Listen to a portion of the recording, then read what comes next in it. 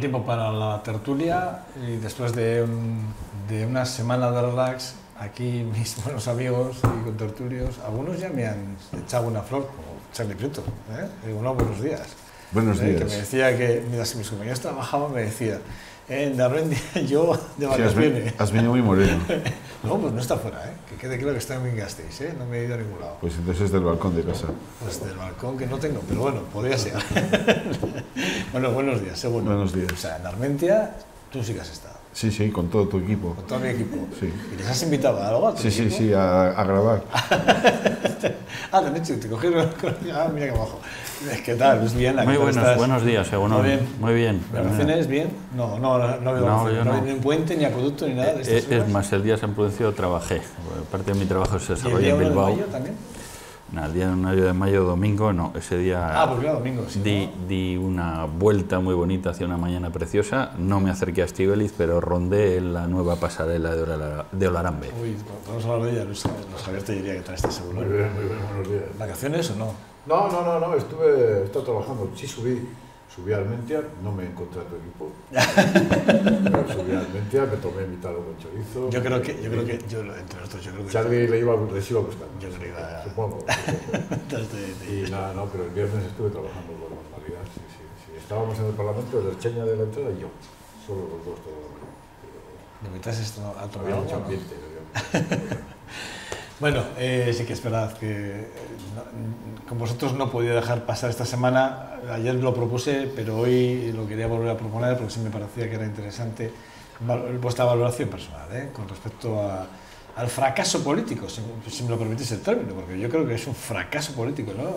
Ha fallado el Parlamento, ¿no? Ha fallado el parlamentar, ha fallado el consenso, ha fallado el acuerdo, ha fallado, digamos, yo creo que es más, yo como ciudadano me siento decepcionado, ¿no? De los políticos, yo que veo la política solo desde aquí, desde mi otro lado de la pantalla, yo sí me siento decepcionado, ¿no? Con los políticos de alguna forma, ¿no? Por no haber llegado a un acuerdo y volvernos a embarcar a todos los españoles otra vez en unas elecciones en las que yo creo que es más, yo creo que va a triunfar en estas elecciones la abstención, que de esto no habla nadie y yo sí que quiero hablar de ello. Yo creo que va a triunfar la abstención, porque yo creo que va a haber mucho español cabreado, realmente enfadado, mucho votante que va a decir, mira, no, o sea, si tú no te pones de acuerdo, ¿por qué te vas a solucionar yo tu papeleta, ¿no? Y sí me interesa vuestra opinión, sí que quiero que me digáis cómo lo valoráis, cómo veis la repetición de esas elecciones y si lo veis como una segunda vuelta, inclusive, que algunos hablan de una segunda vuelta más que una repetición de elecciones, no sé. Charlie, voy a empezar por ti. Siempre empiezo por ti, por cierto. Sí, yo no lo calificaría de fracaso.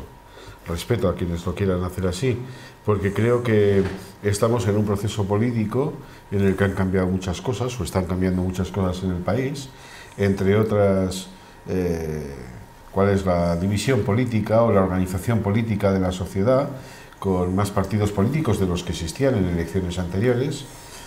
Este es un periodo en el que se ha visto cuál es la voluntad y la intención de cada cual para pactar y cuál es la intención y la voluntad de cada cual para simplemente obtener ventaja, si no es ahora, después.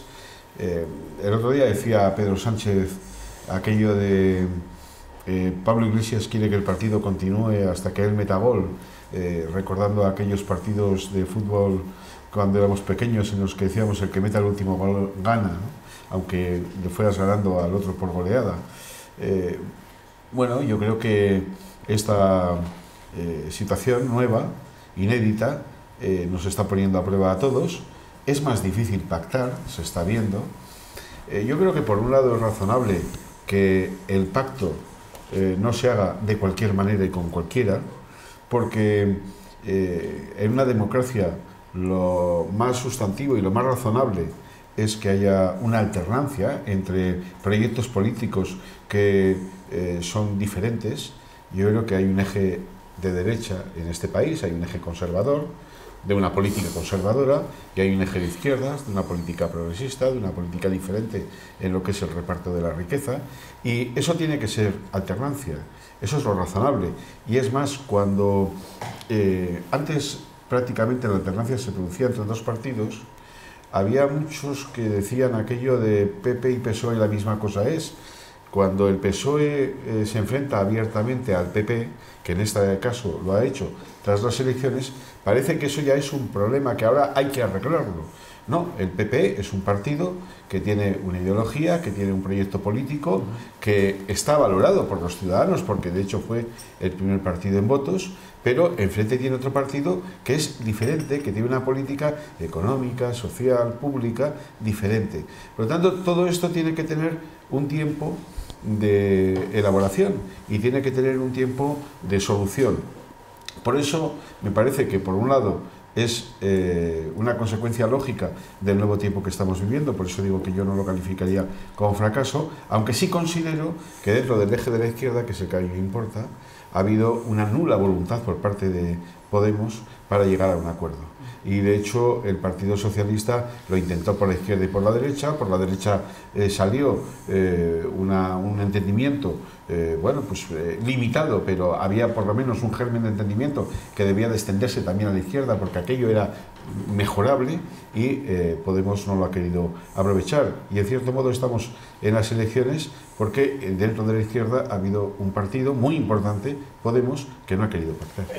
No tengo que dar la palabra, es decir, yo siempre doy la palabra a Charlie en este caso, pero que yo lo que quiero es que haya debate, que cuando queréis intervenir, que intervengáis, ¿eh? No tengo por qué daros la palabra, o sea, que ahora mismo que queréis intervenir, tanto Luisja o Luis Bien. Sí, si quieres intervengo yo ahora, más brevemente que Charlie.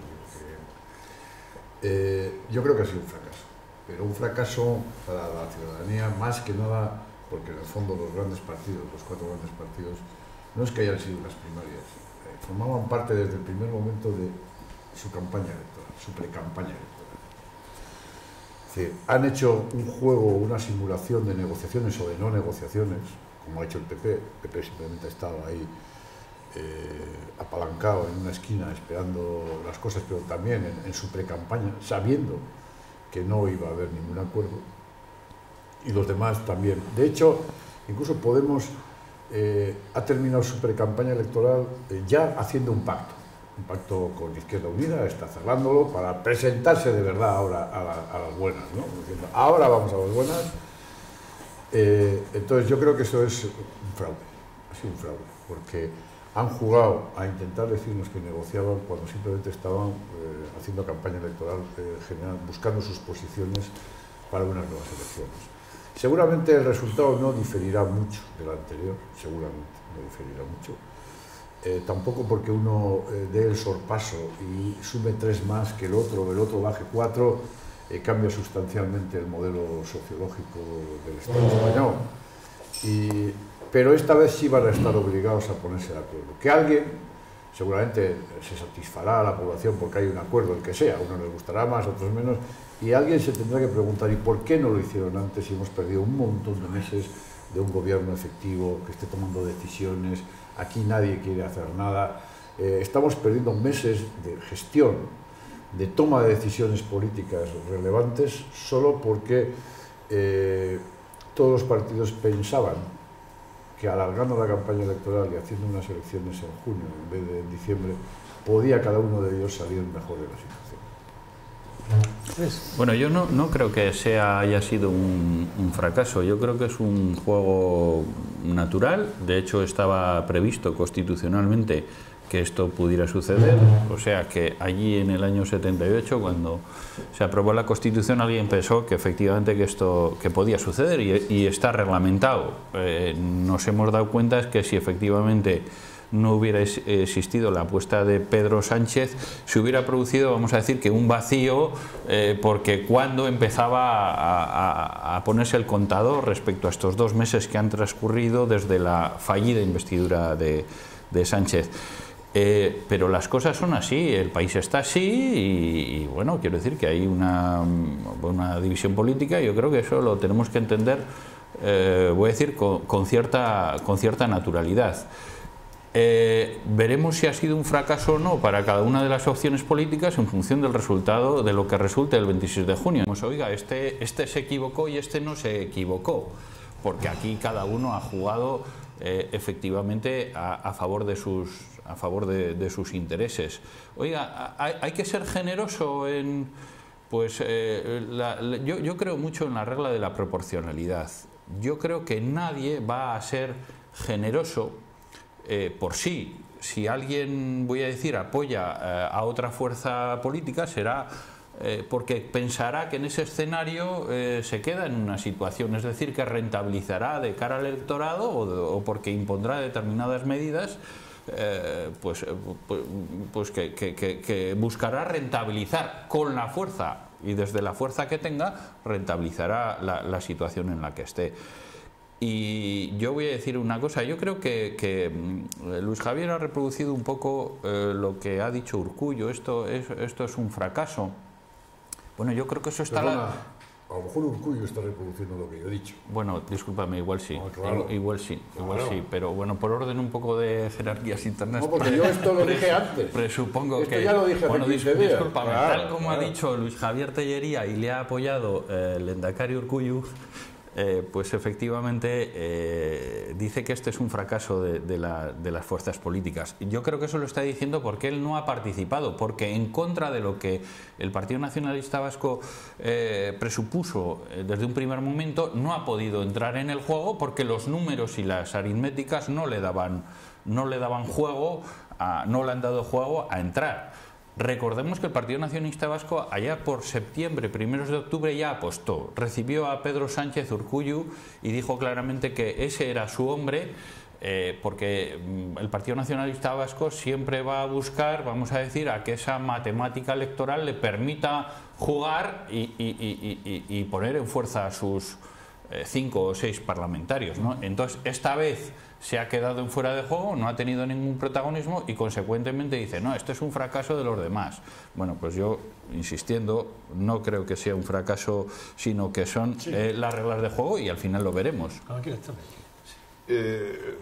Luis Javier decía lo de que es un fracaso, incluso ha ido más allá y ha dicho que es un fraude. Bueno, yo si es como crítica partidaria la puedo entender, si es como un ejercicio de reflexión no. Por varias razones, ¿no? También ha añadido que se aparentó que se negociaba, pero en realidad no se quería negociar. Mira, yo no puedo responder por lo que hace cada uno de los partidos políticos que están en el escenario, pero sí puedo responder por lo que ha hecho el Partido Socialista.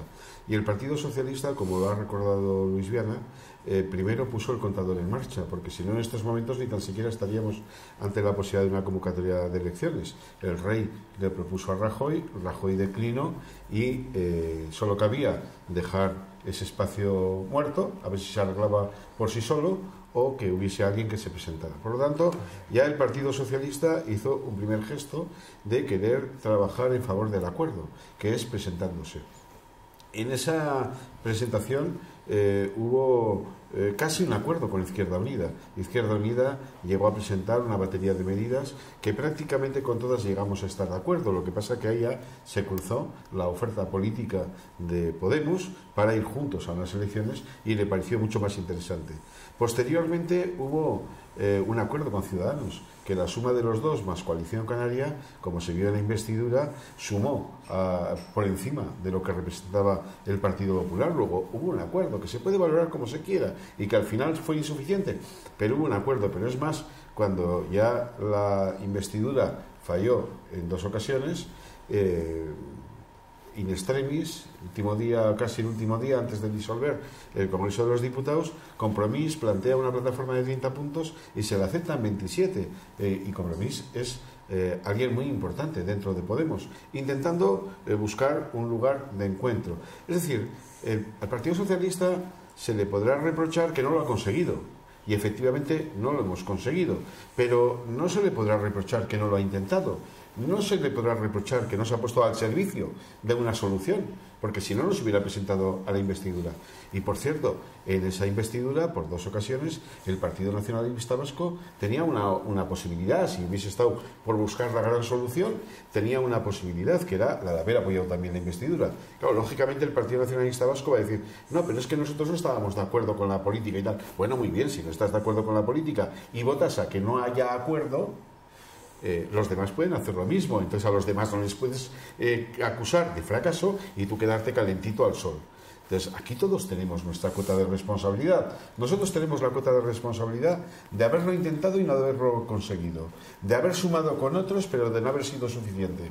Ahora otros tienen la responsabilidad de no haber sumado con nadie, de no haber hecho absolutamente nada o de haber tirado contra los acuerdos, que este es el caso de Podemos. Yo quería comentar si vamos a hablar un poco del pasado o de lo que puede pasar.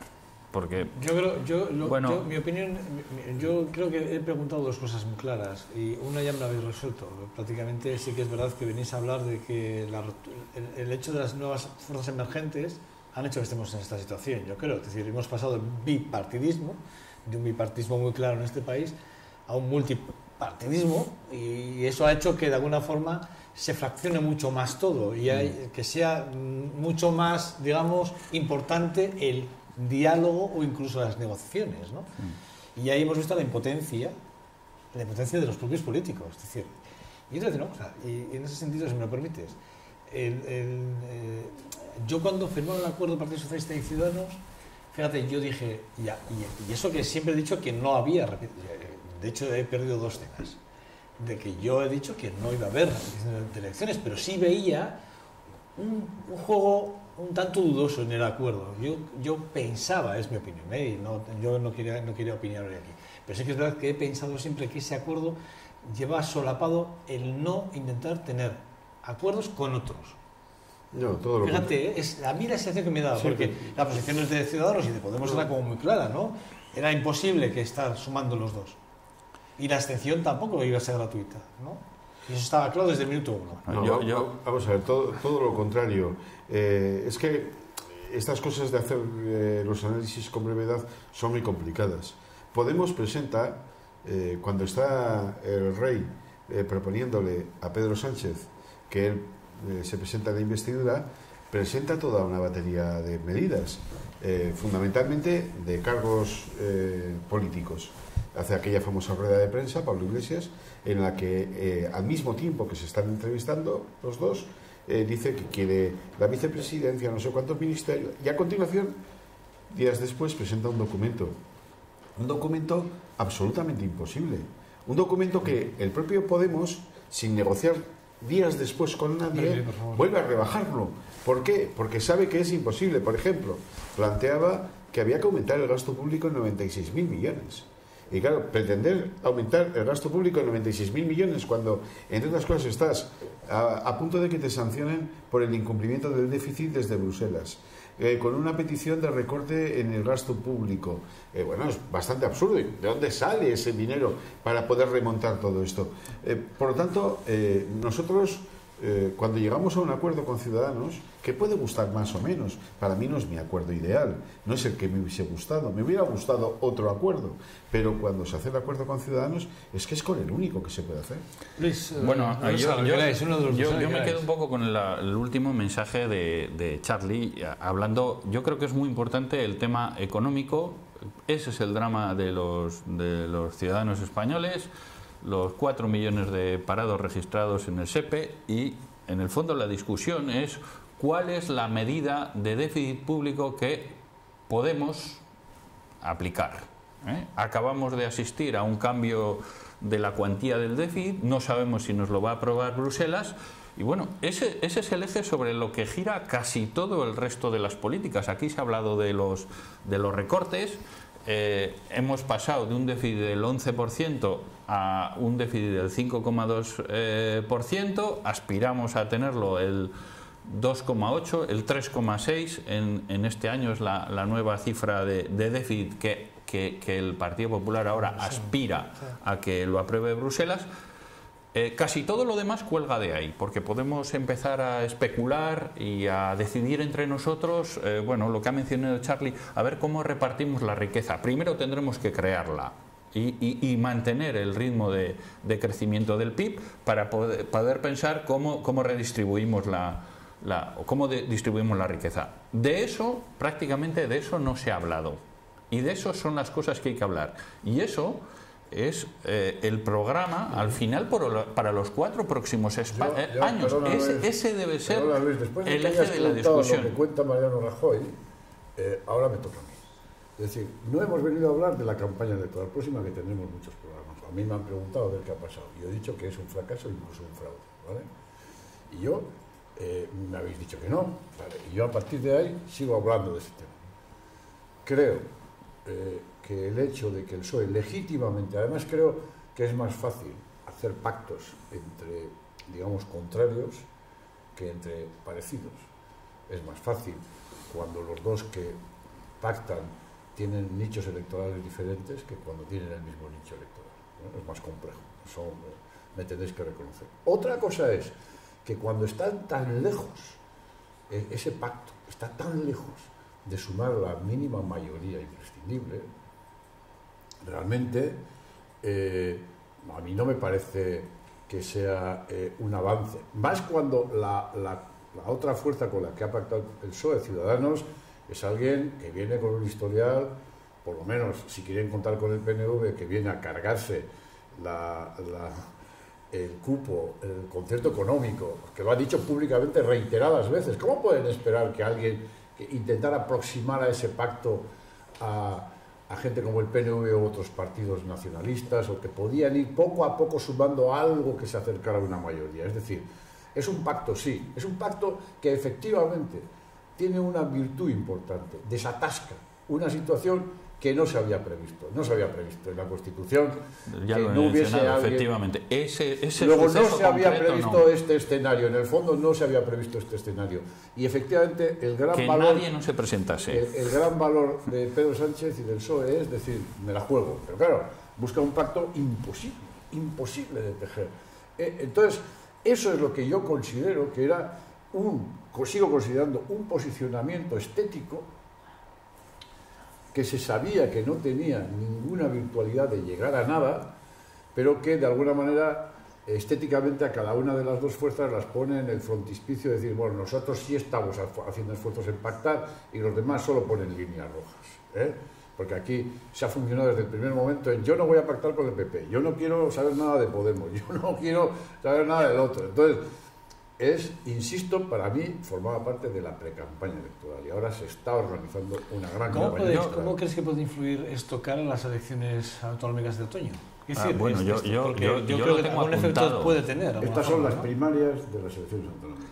Bueno, yo creo que el escenario vasco va a ser complicado, por eso me parece un poco atrevido por parte del Partido Nacionalista Vasco hablar de fracaso, cuando es posible que se dé un escenario, no por el mismo equilibrio de fuerzas, pero sí porque la aritmética, el saber contar, que decía aquel, pues a la hora de contar las sumas sean difíciles. Yo creo que es posible que se produzca un escenario parecido y un cierto impasse. Depende de cómo salgan las aritméticas. Y en ese sentido quería insistir, ahora volviendo no a las vascas, sino a las generales y a los resultados. ¿Cuál va a ser la primera lectura que vayamos a hacer de los resultados? Las sumas, la aritmética. Esa es la primera lectura y esa es la que nos va a decir hasta qué punto hay facilidad de pactos o no facilidad de pactos.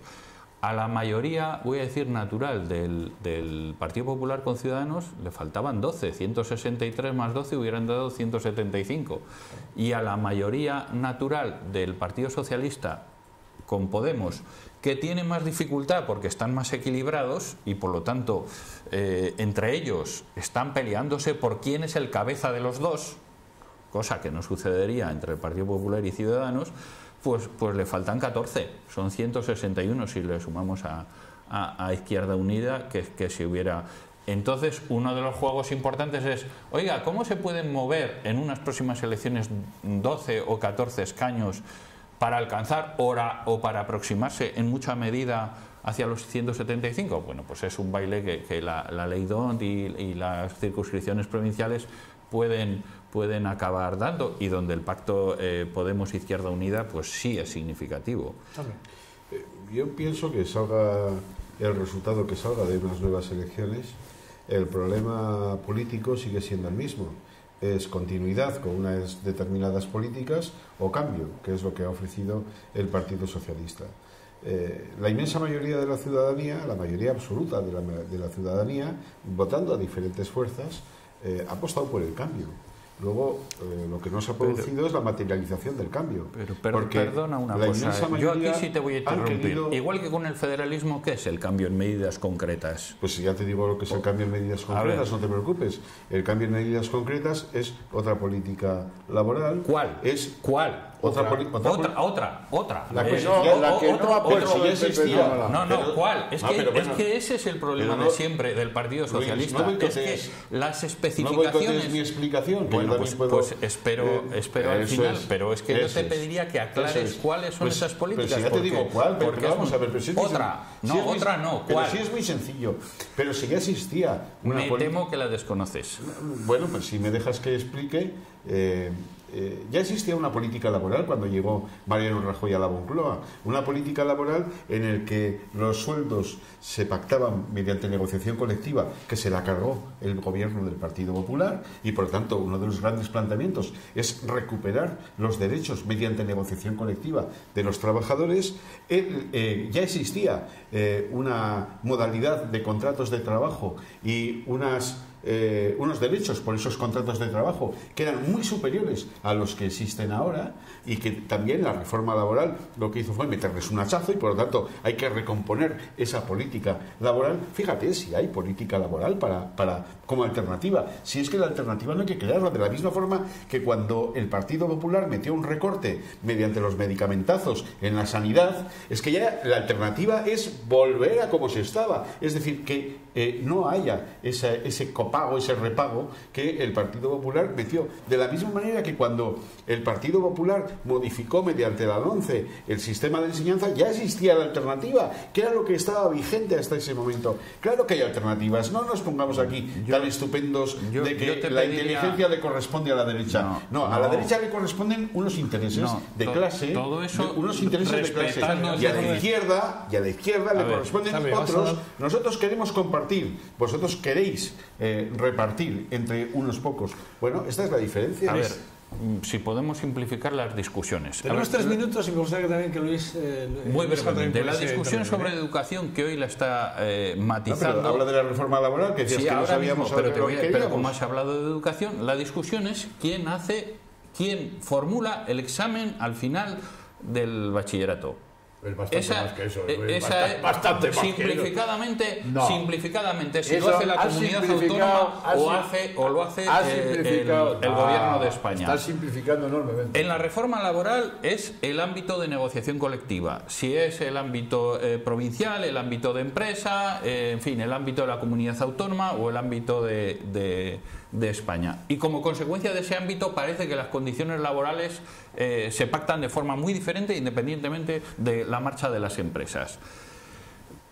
Yo creo que esas son las discusiones. Yo no sé, no he acabado de entender en el papel de Ciudadanos y del Partido Socialista hasta dónde se retocaba la reforma laboral. Por cierto, reforma laboral que también el Partido Socialista hizo en relación con etapas anteriores. Quiero decir que el Partido Socialista en el 2010 con Zapatero subió el IVA, congeló las pensiones y disminuyó en un 5% el salario de los funcionarios. También hizo recortes, lo que pasa que ahora abominan de esa circunstancia. ¿Por qué? No porque quisieran, porque España y el mundo entero estaba en una caída del Producto Interior Bruto brutal, en una crisis mundial. Y si no somos capaces de reconocer ese punto de partida, es que no podemos hacer nada. Pues Javier Tellería. Dos cosas. Yo estoy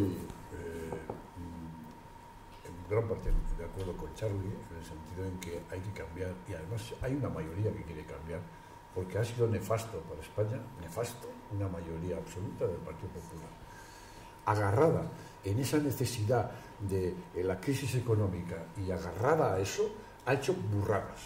Y ha hecho cosas que no gustan a un montón de gente. De hecho, en 5 proposiciones de ley que ha habido en este poco tiempo parlamentario, se ha tumbado mayoritariamente, pero abrumadoramente mayoritario en el Parlamento español, se ha tumbado. Se ha dicho que se tumbe la reforma laboral, la reforma educativa. Es decir, todo eso, hay una mayoría abrumadora que quiere hacerlo. ¿Qué harán? Que hagan algo, pero ya les tocará concretar, pero lo quieren eliminar. Y luego, no vale decir, hay crisis económica y no tome usted esta decisión que está todo el día diciéndola, o vaya a salir de Santa María o el de Guindos, esta decisión es que cae en la bolsa, cae no sé qué. Y ahora nadie se preocupa en el Partido Popular de que llevamos 5 meses sin gobierno español y la bolsa va de cabeza. El costo de la deuda sigue subiendo precisamente por la falta de un gobierno.